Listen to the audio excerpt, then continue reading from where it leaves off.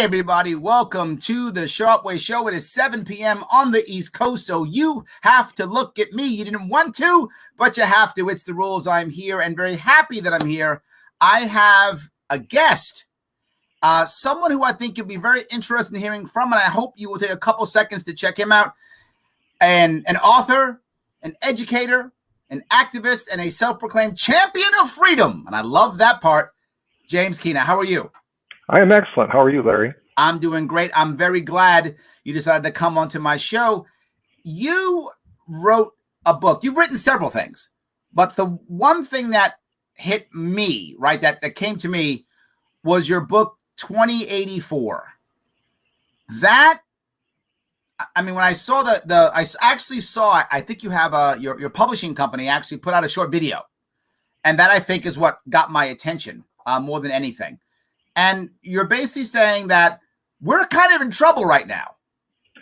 Yeah, actually, the subtitle of the book is American Apocalypse. And yes. So the premise of the book is by the year 2084, America is actually at the point of another civil war. I'm going to call it the third civil war because I count the revolution against the British as the first. And then the second was obviously the one in the 1860s. But by 2084, the current animosity and toxicity in our culture has reached the point where we're no longer able to collaborate as a nation, and we're fractured and we're at war. It's a mystery novel because the novel actually centers around a family that is trying to avoid the conflict and the war, but it turns out they're actually so deeply involved that they're like the Ark of the Covenant, and their kids are kidnapped. They have no reason, no way to understand why. And so they're caught in an environment where all communication and infrastructure has basically broken down, and people are starting to live a nomadic existence in America. So they have to cross the country trying to find clues as to why their children were kidnapped. And in doing so, they encounter a lot of factions that are good factions, dangerous factions, but they learn clues along the way that, wow, we're really part of something much bigger that we had no idea we were a part of. And then by the end of the story, they have to make an apocalyptic decision that affects the fate of an apocalyptic world. And so it becomes very clear to them what's happened to America, why it's happening, and who's the cause of it. So then when are we going to see the Netflix series? Well, I love that. Maybe, right? For those of you who want more information on James, please head over to his website, jameskeena.com. He has written other things too. I don't just want to pump this piece. He's written several things, but this is the one that kind of came to my mind.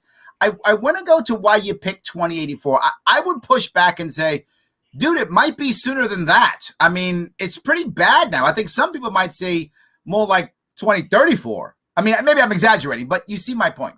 Oh, absolutely. And, I picked it partly to echo George Orwell's 1984. Got it. Okay. Sort of present the reader with the theme and the mood of the book, that they would understand what was coming at them just by the very title of the book. It's very different than Orwell's book. It's not like a sequel to it or anything.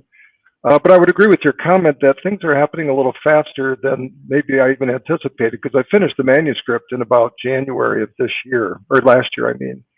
And that was before the COVID thing broke, and before all the violence in the summer, and before all the chaos around the re-election campaign. So what's happened this year has actually reinforced what I've written in the book, and probably sped up the timeline. If I had to do it all over again, I'd pick a sooner date, I think. You might have done 34 after all as well. It's a couple comments. Jimmy says, we are preparing for self-sufficiency now. Jimmy's not waiting 60 years, man. He's waiting. He's jumping on it now. Well, that's not an unreasonable thing to think, because when you look at what's happening in our society, it reminds me a lot, if anyone's familiar with the French Revolution and the Reign of Terror that happened after that French Revolution, where there was a group of elitists in society who decided that they were going to create their own perfect society, and to hell with anybody who was going to resist that. And so they brought out the guillotine, and they guillotined everybody who opposed it, then created literally a reign of terror, to the point where people would say afterwards that they literally devoured their own children in the French Revolution. Right. You're starting to see that today, not only with just the one riot on January 6th with the Capitol, but we had a whole summer of riots. Right. We've we've got our politicians who are supposed to be our leaders and the people that guide us in a healthy and safe direction are at each other's throats. Pelosi's ripping up Trump's State of the Union address. They've impeached Trump twice, and when he dies, they'll probably exhume his body and impeach him a third time. Or at least yell at him. And people are being deplatformed; they're being demonetized. Sure. It's the society is basically at each other's throat right now, and so it's not unreasonable to think some bad things could happen. And I say that the people tend to. Connie says 2024. Connie, I don't think it's that bad. I mean, I don't think it's that bad. I think we got to at least 34. Give us a break, Connie. Come on, at least 34. Here's the thing. I was going to talk a little bit about a thing called normalcy bias, where people, when there's a period of relative calm and prosperity, they think, wow, this is going to go on forever. Sure. But the truth in America is that every 20 or 30 years or so, something really traumatic happens to our society. Whether it was the example we had in 2020 with the COVID lockdown and the suspension of our civil liberties, or you go back to the Great Recession, you go back to the radical Islamic attack on our country, the Twin Towers, you go back to the Cold War with Russia, you go back to World War II, you go back to the Great Depression, you go back to World War I, you go back to the Civil War. We've never really gone more than 20 or 30 years without something terrible happening in this country that completely upends everything we were hoping for and everything we thought was stable in this country. And I think that's coming again. That's part of the premise of my book. The thing you're bringing up is, we also always assume that we will survive it, right? Like we've been through tough spots. And I think probably in my lifetime, one of the hardest ones was probably the 60s, late 60s, early 70s, Watergate and Nixon. And that was pretty tough. We thought, oh my God, the world's ending. See, LA's on fire, right? I mean, that was kind of the thought process. But I think we thought we'd get through that, and we did. We got through it. There were scars and pain, but we got through it. And I think most people always think we're going to get through it. But this time, I'm not so sure.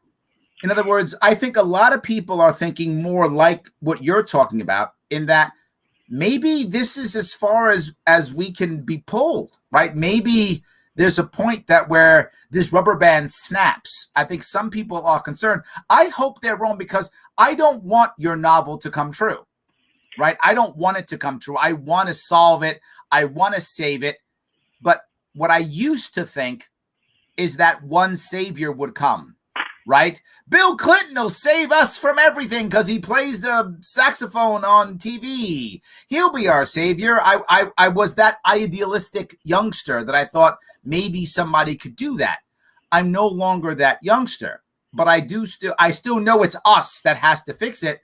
But I'm not waiting for someone like that to do the job. I think we have to. Yeah, I think you're right. There's no one person that's going to save us. I mean, a lot of people fell in love with Trump, but clearly he didn't save us, and he was never going to save us. Yep, absolutely. If you look at what's happening in America, there's a long trend, and I'd like to just articulate it for a couple of minutes, that's going in a very bad direction. Okay. It actually started in the first Civil War, when Lincoln, in order to preserve the Union, essentially made the North a totalitarian state. He suspended all its civil liberties then. He basically suspended the concept of states' rights. He started the momentum of a very powerful centralized government. Mm-hmm. Now you can argue about, was that a good thing, bad thing at that time? He probably had to do it, and it was probably necessary at the time. But the point is that the seeds were all planted. Just to be clear, while it may have been bad, I do believe that Lincoln thought it was the right thing to do. Yes, I agree with that. I agree with that, absolutely. He was a very passionate man. And I'm not saying any of this to criticize Lincoln. I'm just saying those seeds were planted by whatever historical necessity at that point in time. Since then, we've had a continuing evolution of bigger and bigger government. We had the 16th Amendment, which gave us the government the power to tax people directly. And if you think about the implications of that, and it's proven out over time, that gives the government essentially unlimited power. There's really nothing stopping that other than maybe some political pressure, but there's no constitutional stop to that anymore. And then came the Federal Reserve Act, where a national banking system was created, which essentially gave the federal government the power to create money at will. And as it does very well, it keeps doing. Absolutely. And then there came a Supreme Court case, which I think was very pivotal, which was the Wickard case, which essentially— I don't think I know that one. Well, it was during the Great Depression. In order to raise the prices of various food commodities, the government was restricting planting of this and interstate commerce to that, trying to bring the prices of food up so the farmers could be successful. So there was a farmer in Ohio named Wickard who wasn't even selling the food he was growing, but he was growing food for his own family. But it was against the rules at that time because the government didn't want that amount of food being produced. And so they told him he had to stop. And there was a Supreme Court case that eventually said that the federal government does indeed, through its power to regulate interstate commerce, have the power to tell that farmer in Ohio that he can or cannot grow food. Wow. I'm glad you brought that. I've actually never heard of that before. That's amazing. And so from that case, you really see, when you add it to the power to income tax, the power to print money at will, and the power to tell any farmer anywhere or any person anywhere what they can or can't do. And we saw a lot of that in 2020. Yes, we did. The federal government has extraordinary power from that. And then as time has gone on, you mentioned the 60s with Lyndon Baines Johnson's Great Society was another step up. And even prior to that, FDR's New Deal was another escalation in the size of the government. When Obama was in office, we had the Obamacare program, which took over 17% of the economy. I think as we go further into the Biden administration, we'll see further intrusions into the elements of the economy. Yep. So what we have on our hands, my whole point is this: the whole trajectory over the period of 100 or 150 years has been to create a government that is so massive, so out of control, and so intrusive in our lives that something bad is going to happen. Yeah, and I say the same thing, right? When you put people in desperate situations, they do desperate things, right? That's just what desperate people do. So when you start telling farmers, you can't grow, or you can't do, or you can't sell, or insert thing here, they do desperate things, right? When they feel it. The example I'll give is the terrible one of the people, shoveling snow in Pennsylvania, and then there are 3 people who are dead. People who are stuck, can't do anything, feel helpless, feel hopeless. And now any attempt to do anything makes me angry and I want to lash out. And I do something desperate. Now I have 3 dead people and no benefit to anybody at all. Just a bunch of sad loved ones is all that created. And nothing else was created from that. I see what you're saying. I guess the piece I would bring up, though, is the American people, as a general rule, we love a war on stuff. Like, as soon as something happens, we call it a war. And as soon as we call it a war, we then authorize the government in our head. I don't even mean constitutionally.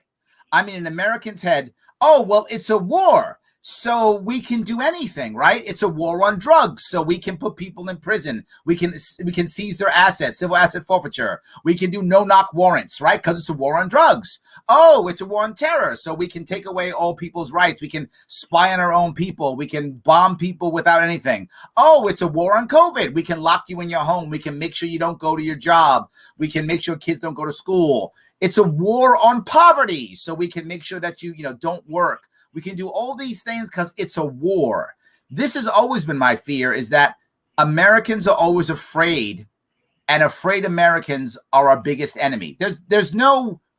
I don't see another enemy from outside, crossing the border and invading and conquering our territory. I see us falling apart from inside because we're afraid. I think that's true. More so recently. I don't think that was the original culture of America. When you think about what the people who came here had to do in order to create a living, I mean, they basically had a nation that they had to carve out of the wilderness and under very trying circumstances. And so we had I'm agreeing with you. I think this is a relatively modern thing, and it reminds me almost of the Roman Empire.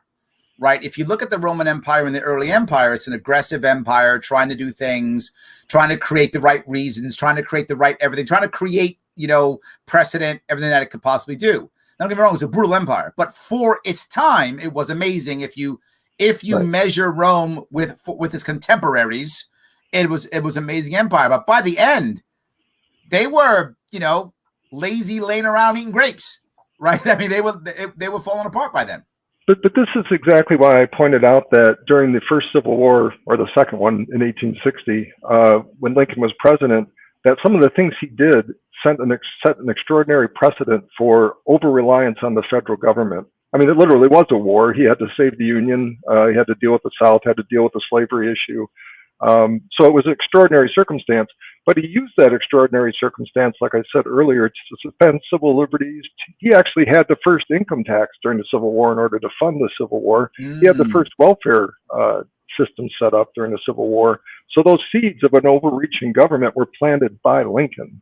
And so when you look at even all the amendments after the Civil War, you start to see those amendments, instead of protecting civil liberties, are actually protecting the size and scope of the federal government. Yeah. And you see a growth in that power of the federal government to the point where what you said earlier is exactly true. We've reached the point now where when a crisis comes up, people just say, please, federal government, help us. Please, president, do something. That wasn't the original culture of our country, and that culture has shifted dramatically in a very bad way, I think. Absolutely. Let me grab a couple comments if I can. RG says, liberty must prevail. I'm with you. I hope you are right. Absolutely.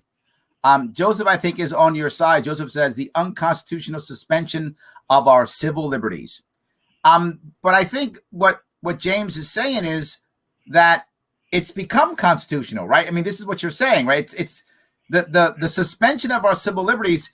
It's really no longer unconstitutional because they're making amendments. Isn't that what you're saying? Well, it's more than just the amendments. A culture or a constitution only means something if people believe in it. I mean, otherwise, it's a piece of paper. Right. And I think we've reached the point where it's simply a piece of paper. And some things have happened along the way. You know, this growth in the size of government has made it seem like a piece of paper, because the government's at the point now where they can literally do anything they want. We saw that in 2020, yes, where almost overnight, millions of people were put out of their own businesses. Small businesses were told to shut down. We were locked in our homes. Kids couldn't go to school. You couldn't go to church. I mean, it was a stunning thing. And what surprised me the most is not necessarily that the government was inclined to do that, because I am afraid of our government, but the fact that people took it so easily. Without even a blink. James, yeah. I live in New York. We took it. We were, thank you, sir. May I have another? That Absolutely. Is what we were. All of a sudden, New Yorkers, I mean, the whole country, but heavily New Yorkers, woke up, and now we had to turn on the news or check our phones or check our computer whether or not we could go to work anymore, whether we could leave our homes. We had to ask the government if that was a thing. Yes, that's the worst part, right? We didn't fight back. And my governor now is doubling down on what he's saying. He literally said 2 weeks ago that his lockdowns might go as long as another 2 years. That's what he said. He's doubling down. And the sad part is most New Yorkers still support him. Well, if you think about the Bill of Rights, which is one of the fundamental elements of our Constitution, the first 10 amendments, almost every one of those rights or amendments were violated in 2020 by our government. Yes. The right to religion? No, you can't go to church. The right to free speech? No, you can't gather. You can't even petition the government for redress. You could literally go one by one and see how, wow, we don't really have a constitution anymore. We have an imperial government, or even in the state of New York, like you mentioned, an imperial governor who is empowered literally to do anything, and the legislatures won't stop him, and the people are silent. I remember George Carlin and the comic bit he did years ago. He said, in America, there are no rights. There are only privileges. And the government decides on whether you can have those privileges or not. And I laughed when he first said it. Now I'm crying because I think he was right? The joke that he said then, it's not a joke anymore. Let me grab a couple of more comments. I think we need 40 years of liberty-loving leadership to roll back these problems and instill those beautiful virtues and principles that we free-loving people espouse. It isn't just leadership, but I think you're right, but it is a cultural issue, right? We have to change the American culture. Yeah, and that's a tremendously important point. And I have frustration in a lot of political discussions with people because they say, you know, we got to vote for this Republican or that Republican or whatever, or Trump. And it's not about that anymore, because the culture has shifted so dramatically that I'm going to make the point in a couple of minutes that We're literally two different countries right now at a cultural level, Yeah. to the core. And the way that's happened is in the last 50 to 60 years, we've imported a lot of European thought about the nature of government, and more specifically, a lean towards socialism that's infected our schools. And so our public education system, both in the high schools and the colleges, are pumping out generations now of students who don't believe in the Constitution anymore. They think it's a fundamentally unjust document written by old white men, 200 years ago, and it's oppressive and utterly irrelevant. They've adopted, the neo-Marxist perspective on all of this. And so you can pick any leader you want at this point, but until you change that trend of what's happening in our schools and being taught in our schools, we're just going to spit out a whole nother generation to come of people who think like that. It's again, what you're saying, when people ask me, Larry, when you're out there talking to people, do you spend more time talking about libertarian principles, ideology? Do you talk about the libertarian movement, about liberty? And I say none of that. I talk about libertarian answers to people's questions, libertarian answers for their problems. Because to your point, if you just say, well, the Constitution says, the average American now says, so? Yep. They actually don't go, oh my God, we should look at it. They go, so? To your point. Yeah, I've got a lot of political activist friends, and they're all very passionate, and they all want to go do something, and they want to go fix America and fix the world. And they always start the premise of their discussions with, yay Constitution and yay Founding Fathers, which I'm very sympathetic to, because I think the Constitution was the greatest political document ever created at the time, and our Founding Fathers were some of the bravest men in history. They changed the world.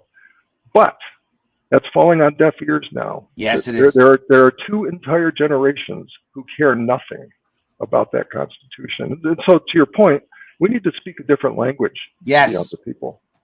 Yes, absolutely. I completely agree. And that's what I'm trying to achieve. I'm trying to get people to hear that the answers that they've been told for generations haven't worked and aren't going to work. But there are answers that can work. And then when I know I'm winning is when a Democrat or Republican thinks I'm one of them. That's when I know I'm winning. Right? So a Democrat goes, oh, you must be a Democrat. Why? Because you agree with me or have good ideas. And of course, those evil Republicans would never have that idea, right? Or Republican goes, you must be Democrat. Why? I mean, you must be Republican. Why? Because Democrats wouldn't have a good idea. So that's when I know I'm winning. So I'm always trying to make that happen.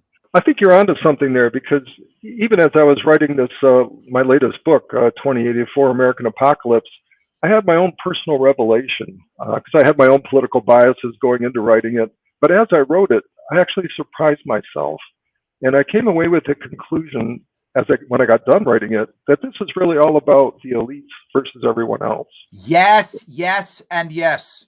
So this old paradigm of left versus right, conservative versus liberal, is gone. It's no longer relevant, in my opinion, because what we have is an oligarchy, or a duopoly, if you want to think about the Democrats and Republicans, in Washington, that is aligned with some of the biggest businesses and some of the biggest media, biggest social media, biggest educational institution leaders. They are all in this together, and their whole goal is to protect their elitist position and to make themselves richer. And it's all going to be borne on the backs of everyone else, whether you're a Democrat, a Republican, a Libertarian, or I don't care what you are. But the battle right now is the elites versus everyone else. Yes, and I mean, I'm loving what you're saying, because what I constantly see is whenever we try to fix a problem, the elites to the left and the right always shift us into culture war, right? So we're losing our freedoms. But what about trans people in bathrooms, right? Oh, what? But we're losing our freedoms. Yeah, but what about, these people who are doing that? But we're losing our freedoms. But what about marijuana, right? I mean, what about abortion? We always jump onto a culture war when we have to actually fix something. Now, trans people in bathrooms and abortions, and those are all issues we should deal with also. I'm not against dealing with those issues, but they shouldn't be number one when our country is collapsing. They should be much lower on the list of things to do. But if we keep throwing this up, I would argue that the two countries that you mentioned, two nations that we are, is heavily based upon culture, not actually desired outcomes. I think desired outcomes are very often the same desired outcome, but there's a culture war there that makes it almost impossible to even talk. Yeah, I think that's true, because one of the things I do in my book is to try to get beyond ideology, like you're discussing now, and get down to the core of what does it mean to be a human being. Mm-hmm. And when you peel back all those layers of ideology, you get down to a core where we're all pretty much alike. I mean, we all want to love and be loved. We all want to be safe. We all want to have an opportunity to do what we enjoy and love in life. We all want to make life better. No one wakes up in the morning thinking, I want to make my life worse today. I mean, everybody wants to make their life better, and they want the freedom to do that. At a very basic level, we're all human beings, and we all have those same intrinsic interests and needs. And so you got to wonder, how do we end up with these ideological tensions in our society? It's really those ideological tensions that are tearing us apart. Yes. The left versus the right, they're all trying to find a way to demonize the other. We've even gotten to the point now where we have two different sets of facts and truth and data, and soon we'll have two different histories as we devour each other's histories. Right. My fear is, though, it's that cultural divide that's causing that runs very deep now. And I mentioned a couple of minutes ago, I wanted to go into that a little bit. But to your point, we stopped thinking about issues, and we've got something going on in our country that is way deeper than any of those issues, way deeper. And so when you think about, I'm going to talk about 5 basic things that would define our country. One of them is the concept of freedom. And so, there's one group, particularly the libertarians, and sometimes the Republicans, who say we're the people of freedom. Well, everybody wants freedom. They just define it differently. And so, for instance, as a libertarian, I would just define freedom as I want to be protected from coercion and aggression by others. Sure. That's what I think freedom is. I would just, leave me alone. I want to go do my thing. Other people see it very differently. They want to be free from the necessities of life. FDR described as, freedom from fear, freedom from want, freedom from, whatever. They want the government to protect them from reality almost, to protect them from the entropy of being a living entity in the universe. So their freedom is, I want to be protected from those people who are going to make my life risky or dangerous, or are going to make me have to work hard. Versus my freedom, which is just leave me alone. I just want to go do my thing. But everybody wants freedom. But that cultural divide is very powerful in this country. Another one is, what's the primary role of government? Sure. Again, as a libertarian, I would look at it as, well, the primary role of government is to protect life and property. I mean, when you pare it down, that's why it exists. People enter into society to become safer, not less safe. But a lot of people now see government as a tool for imposing on others. Oh, yes. That becomes the norm. That they have this view of, well, I want the world to be this way, or I want to have this thing, or I think there's been this injustice done somewhere, or this needed to be fixed. So now I want to use so now the power of the state is used to impose on people. So it's no longer the protector of life and property. It's a force that's impositional. Another cultural divide that's tearing us apart is, what is the nature of responsibility in our society? Yep. As I was talking earlier, that's been turned upside down, my friend. That has been turned completely upside down.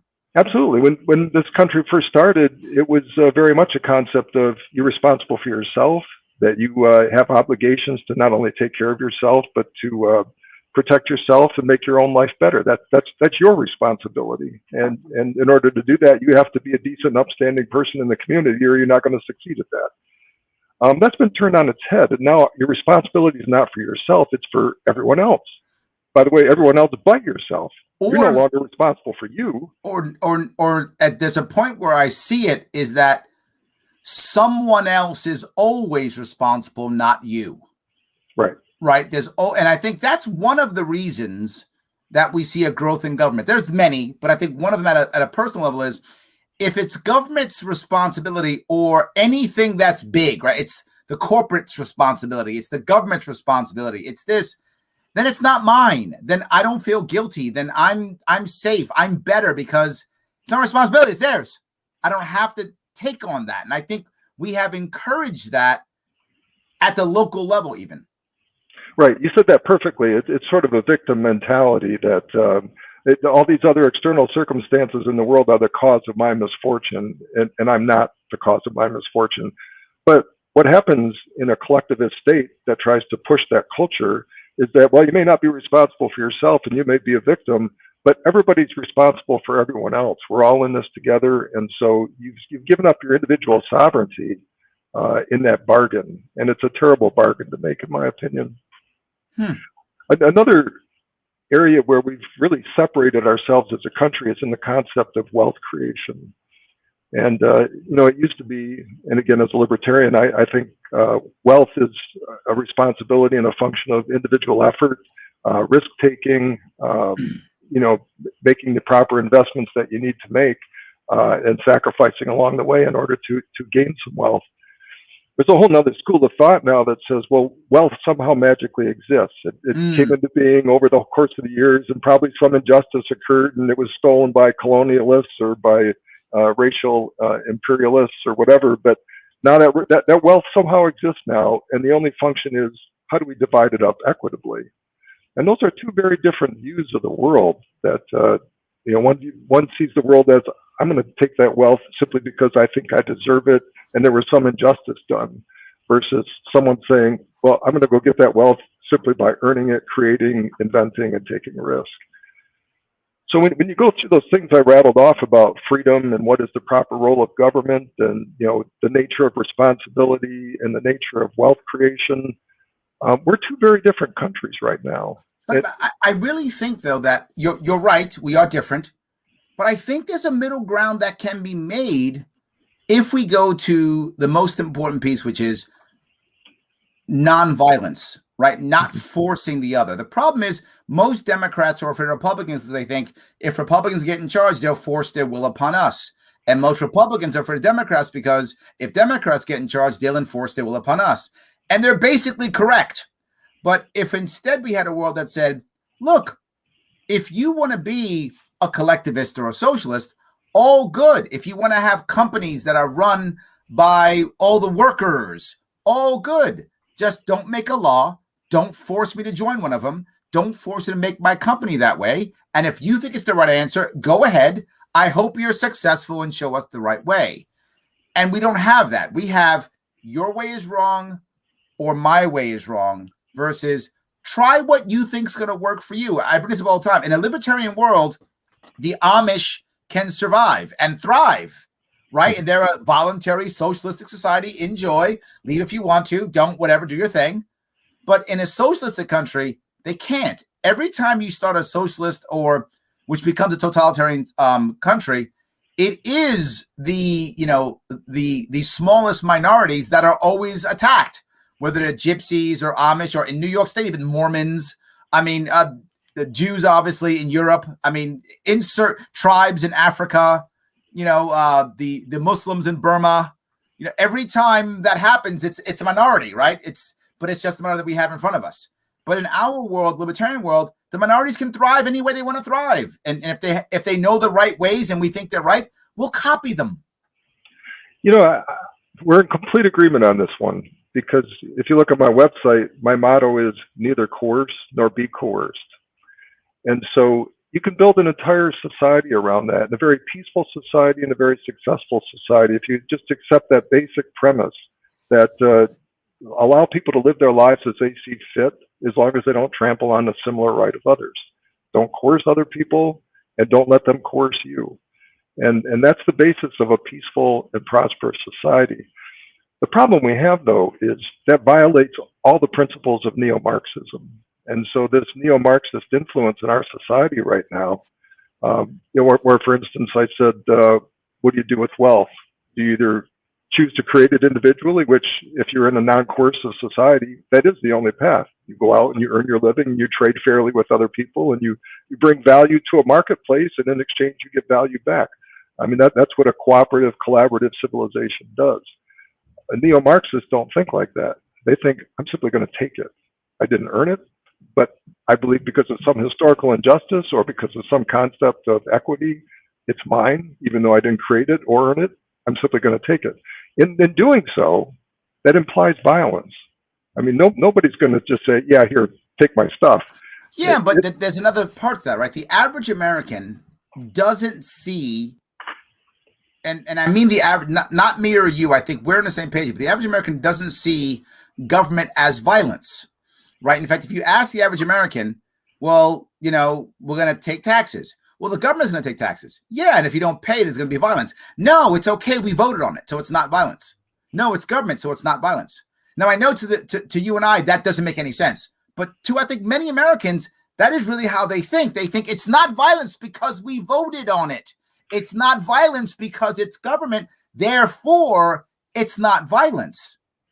Well, that's where this discussion about what's happened to our Constitution is vital regarding this point. Because the whole premise of the Constitution was that majority does not rule, that there are certain fundamental rights, the protection of life, liberty, and the pursuit of happiness, that accrue to sovereign individuals, and there's no government or majority that can trample those.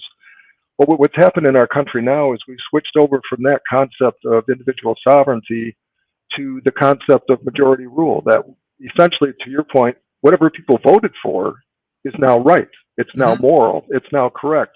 And if that means trampling on some individuals and taking their property or limiting their rights, so what? We voted for it. We voted for it. In my opinion, that's neither a moral society, that is neither a desirable society, and it is absolutely going to be a violent society.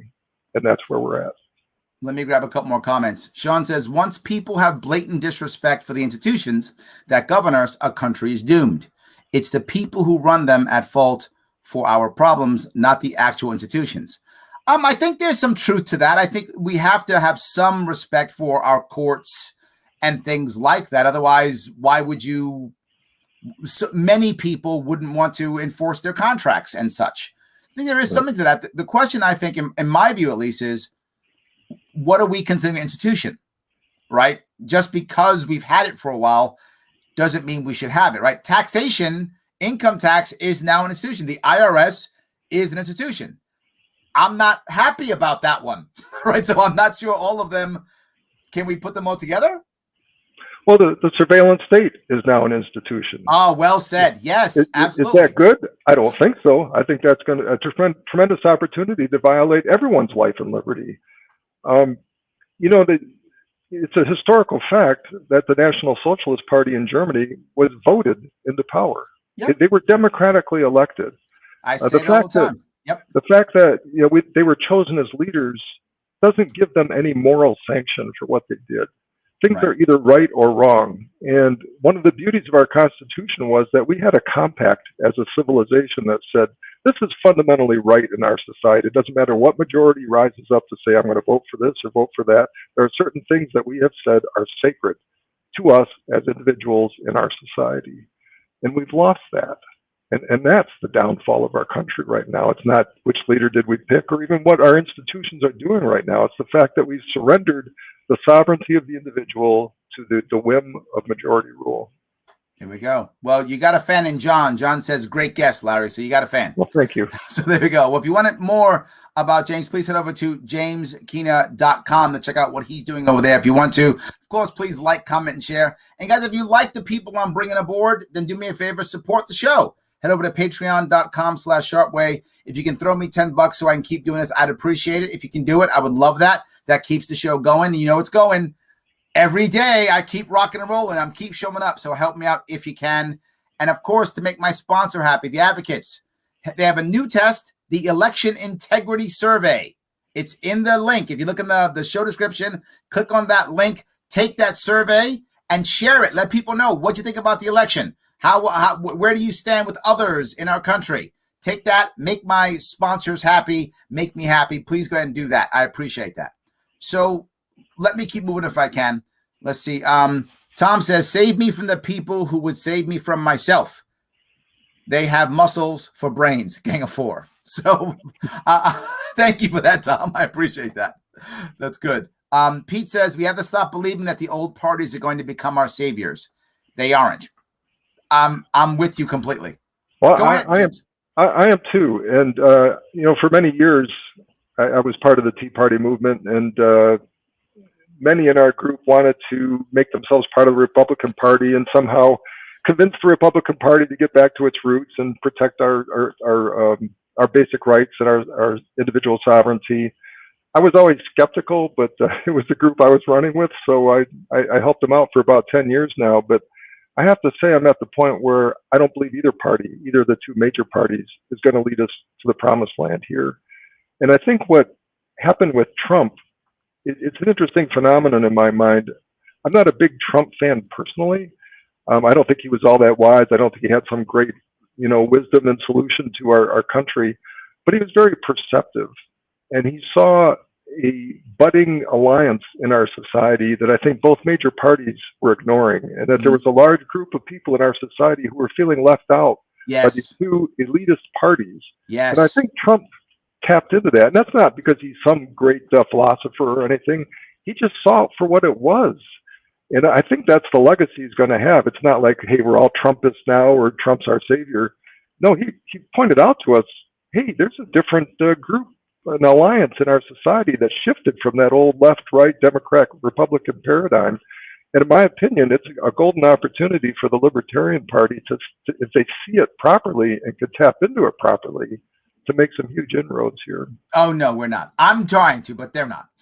but I'm trying. I'm doing my best. But no, the party's not. But it's fine. I appreciate that. I do. Jonathan says, if we can regard Lincoln as well-intentioned, we can regard FDR as well-intentioned. Not a stretch I would take. Powerful men are not stupid. The law and morality are not beyond their scope. So I think what Jonathan's saying is he's not sure that they're both well-intentioned.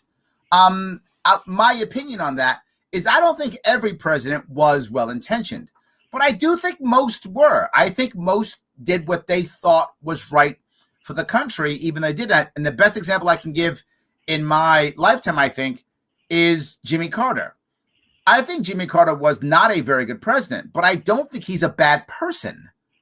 I think he was doing what he thought was right for the country, and he made tons of mistakes and didn't do well. But my opinion, I don't know this, my feeling is he wasn't trying to hurt anybody. He was a guy who was out of his depth and was trying to do what he thought was right. I think Lincoln was too, but to your point, Jonathan, I'm not sure FDR thought that. I don't know. James, do you have an opinion either way? Well, I think a lot of our leaders get stuck in the exigencies of their times. And, Lincoln had a country that was fragmenting. I mean, the South literally seceded from the Union. And I think he had some sincerity in his passion for keeping the Union together. I think he believed in the United States of America, and I think he believed in its concepts. And I think he was passionate about solving the problem of slavery. So I give him credit for those two motives. But the way he went about it was absolutely brutal. If you read the history of what Lincoln did and his violations of civil rights at that time, including taking journalists and imprisoning them on an island in New York, I mean, he violated every norm of society in order to accomplish his two missions. He accomplished them at great cost to the country. Over 500,000 people died, which, by the way, that's more people died in the American Civil War than Americans died fighting all of the other wars combined in our history. It was a violent, brutal affair, and Lincoln was a part of that violence and brutality. But what about FDR, though? Go down to FDR and Carter and whatever. I mean, Bush was the one who put together the surveillance state more than anybody. I mean, what about those guys? You think they were doing it? You think they believed they were doing the right thing, or do you think there was some kind of nefariousness or not caring or something there? What does your gut tell you? Well, I think all human beings are fallible, and I think any leader who gets to the point of being the president of the United States has probably compromised his morals and his purity of vision somewhere along the way to get there. FDR, again, was in a bit of a tough spot, a little bit like Lincoln, where the world was going through a terrible depression. There was the March of Communism going on, not only in the Soviet Union, where it was a fact, but all over Europe. You were starting to see the rise of it in Germany and other places. There's street fighting in Germany at that point. Right. I think FDR looked at that and said, I probably have to meet them halfway somehow. That, you know, Okay. in the terror of the Great Depression and the fact that you have this onrushing revolt by humanity against a lot of the institutions of humanity coming from the Marxists, he probably said, you know, I have to make some concessions here, and we have to make some adjustments to our society in order to stop that. So I think he made the right decisions. My opinion is no. I think he again propagated the growth of government, and in the long run, that's going to be a bad thing for us. But I would agree. in some respects, I can see why he did what he did at the time.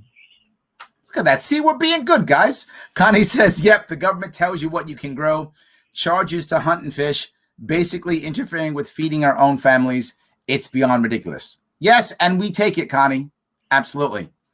Paul says the government is going to get bigger and bigger and bigger, and eventually we will be a totalitarian government. Please, Paul, I hope you're wrong, unless people realize the danger and there's significant pushback.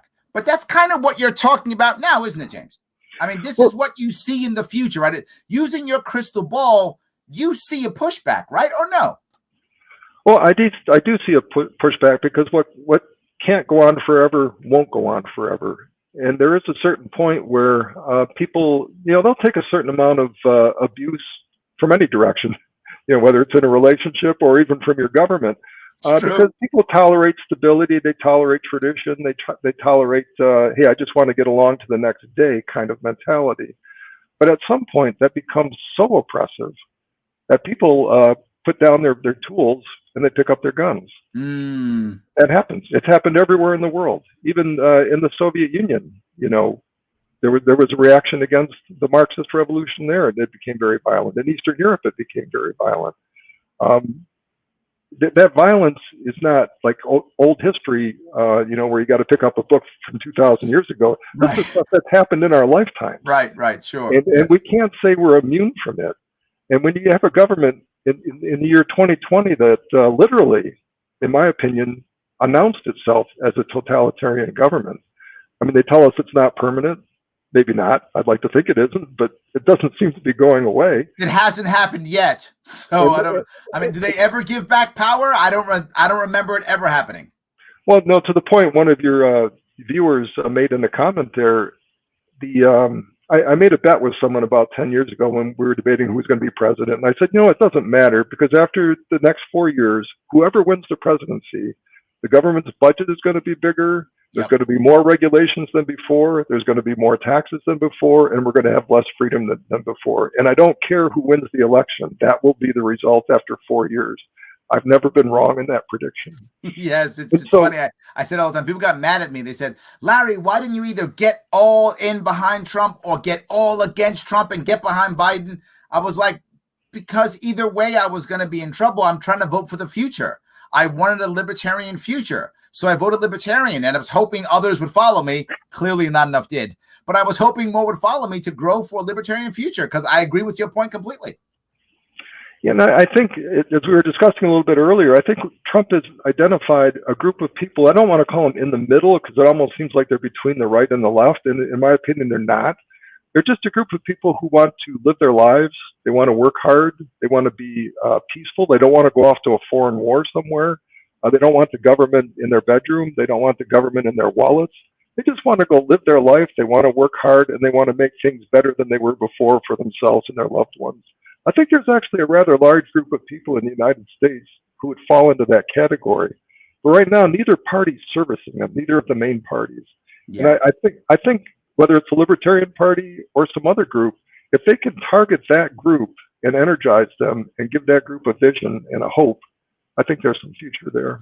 I am with you 100%. So let's see. Hold on, if I can grab this. Another one, if I can. You got a bunch of stuff here. Do you think there can be a war on the military-industrial complex?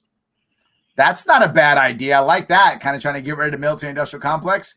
The problem is it's a big jobs creator, right? The military-industrial complex is a massive jobs program. That's a concern. Yeah, and I would say, you know, it used to be in the 50s when that term came up that it was the military-industrial complex, and that's where a lot of the money of the federal government went. Yeah. But when you look at the situation now, it's far bigger than just the military-industrial complex. Yes. If you look at the social media magnates and all those big companies, they are now essentially in bed with the government. Yes. When you look at the education establishment, it's essentially in bed with the government. When you look at the big media, it's essentially in bed with the government. So it's not just the military-industrial complex anymore. It's all of these elites have conspired against everyone else. Absolutely. Paula says we need a competitive third party to facilitate cultural change. I agree. I would love that to happen. And it doesn't have to be even big. I mean, in my view, if the libertarian movement just was able to get 5% of any, house, any legislature, we could be the swing vote. We could be the swing vote and the bridge that would have us communicate and talk, and every issue wouldn't have to be a wedge issue. I'm hoping for that still. Well, I hope for that too. And I think one lever that is going to have to happen, and maybe the only lever that's really going to make it happen, is we have to privatize schools. And by that, I mean that the money has to follow the student and not the system. Absolutely. And then if you can empower parents and students to be able to pick the school they go to and the culture that school brings to their child, I think you will start the movement of a fundamental cultural change in America. I agree. Connie jumps on board with that. She goes, yep, it's being spun that way in schools. It's the indoctrination of our nation. I wish you were wrong, Connie, but I see it. I have 2 school-age kids. One is 16 and one is 10. And I see it. They come back home to me and tell me stuff. And I'm like, really? Wow. We go through history lessons, and like my kids will be, in late elementary school, and they won't know the 3 branches of government. I will have to teach to them because they don't know.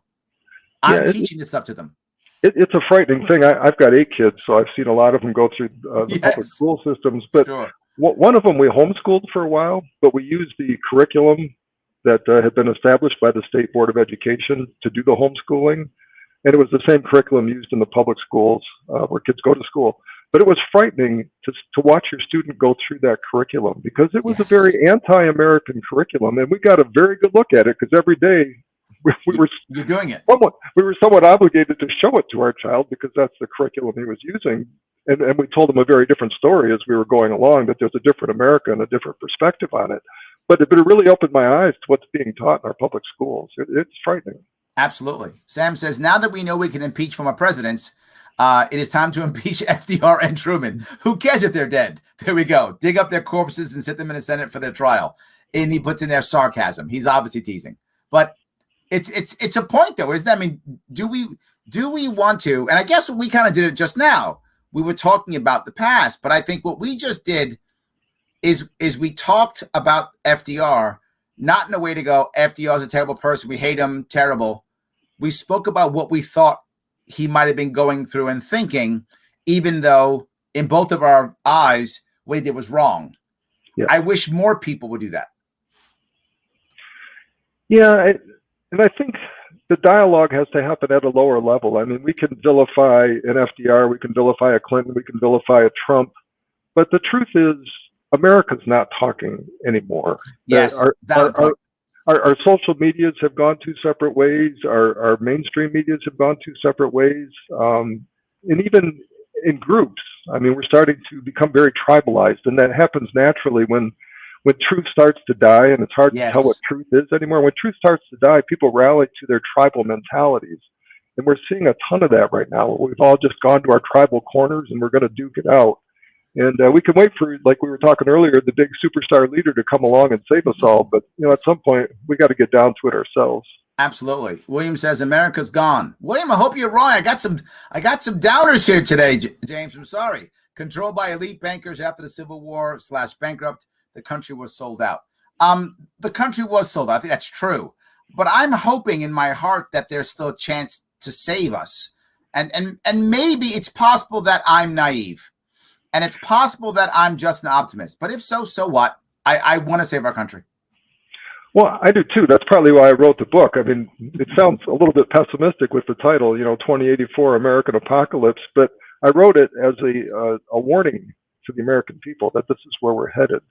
And so we've got some time, I think, to unravel it. But I don't think you're going to get there by again, waiting for the savior. This concept that the bankers have taken over, I actually agree with. I think that's part of this. That's actually the heart of this elitism that is running our country, is the banking cartels. I agree with that completely. But there's not that many of them, and we way outnumber them. That's true. We are the producers in this society, and at some point, if we organize ourselves properly, we can put an end to this. I love it. Adrian says, she quotes the band The Smiths. I actually had this album. I did. Shows you how old I am. I am human and I want to be loved just like everyone else does. Yes, James, what you were saying. See, the Smiths knew what you were talking about. I appreciate that. It's true. When we realize that we're all just humans, things begin to change, right? I think things begin to change. Davis says, I think without having a true free market for healthcare where we can negotiate prices or have diverse has driven people left. As far as economic restrictions have created more poverty, the minimum wages made things go up, has driven people left, unfortunately. I think I know where David's going with this. I think he's saying the way things are happening, people are moving left almost out of desperation because the left's rhetoric is far better than the right's rhetoric. Yeah. The left's rhetoric is all about love and equality and help and free stuff. Yep. So the rhetoric is great. I think David's right. If you're desperate and feeling bad, the left sounds like a good idea. Well, it's an interesting paradox, and Herbert Spencer pointed this out, that once government takes over the responsibility for something, even when it fails, people will tend to plead for more government to fix it. Whatever collateral damage it created, they're going to say, well, now I need even more government because I got to fix this collateral damage, that collateral damage, this imbalance, this imperfection. And it just steamrolls from there, that once you go down that path of the government is the solution, every solution the government implements is going to be flawed and have collateral damage, which means you're going to clamor for even more government to fix that, if that's the path you're going to go down. And it's a terrible path. Absolutely. Well, let me ask you, James, before we wrap this up, I've held you here for about an hour. Is there anything that we should be talking about that we didn't? Did I miss something? Something you want to bring up or touch upon? Well, I think the point I was trying to make earlier about there's a fairly big group in our society that actually thinks like, to your viewer who brought up the band The Smiths, and, I just want to be loved by someone. I think there are people who just want to live their lives. They do want to love and be loved. And that's the group that has to rally here. It's not the ideological factions that are going to punch each other senseless. It's that group of people who just want to live their lives and do it peacefully, do it fairly, and do it justly. That's the group that we've got to rally here. I love that. Guys, for more on James, head over to James Keena. That's KEENA.com. Check him out, what he's doing. I'm glad he came by. As always, after you're done watching this, like, comment, and share. Let people know. And if you like what I'm doing, then head on over to patreon.com/Sharpe Way. Throw me $10. Show me how much you love me, because I know you do. Please do that. And as always, help out my sponsors. Click on that. Click on the link for the election integrity survey in the description. Take that test and share it around. Make everybody happy. James will say thank you so much for coming today. Everybody else, thank you so much for watching. I will see you all tomorrow. And by the way, tomorrow I have a local Democrat in the show who's running for New York City Council. It'll be a great show. I will see you guys all